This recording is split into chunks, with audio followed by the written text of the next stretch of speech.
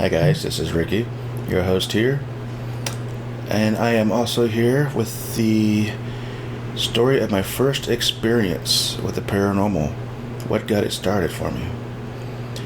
And if you're first time joining me, welcome. I hope you stick around, listen to my story, and keep an eye out for future content as it comes along. So yeah, let's get started. So many people do ask me, what was it that got me started with the paranormal? That's a great question. And the answer takes us back to when I was just a kid. I might have been 4 or 5 years old, I can't really remember. I do know I hadn't started kindergarten yet. I can't remember anything before or after the experience, just that moment of when I encountered what is now widely known as the Hat Man.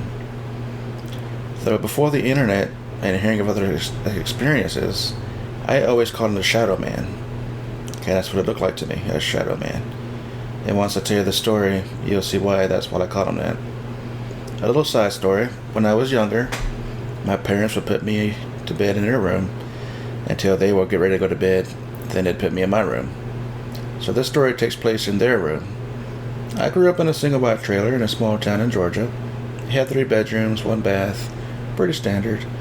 My parents' room was on the far end of the trailer, and it had this closet that was wide as the entire wall of the room, and it had 2 swinging doors on both sides that would close in the middle.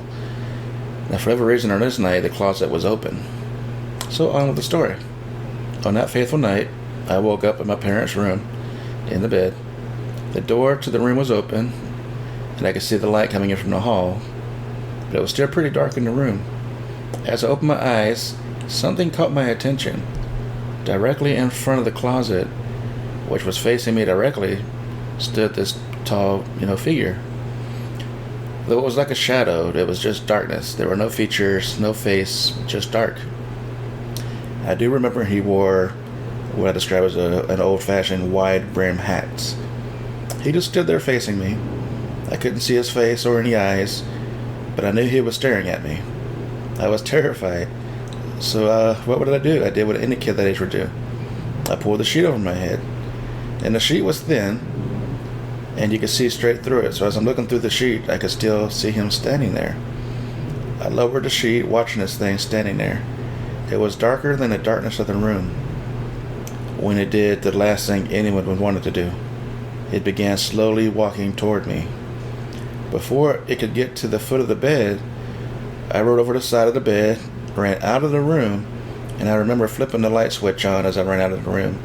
Went down the hall. I glanced over my shoulder. I could see the light was now on in the bedroom. Thankfully, he wasn't chasing me or anything. I didn't see him anymore. So I ran into the living room. My mom was watching TV, relaxing after work. I told her what I saw, and parents being parents, of course, she assured me it was just a dream.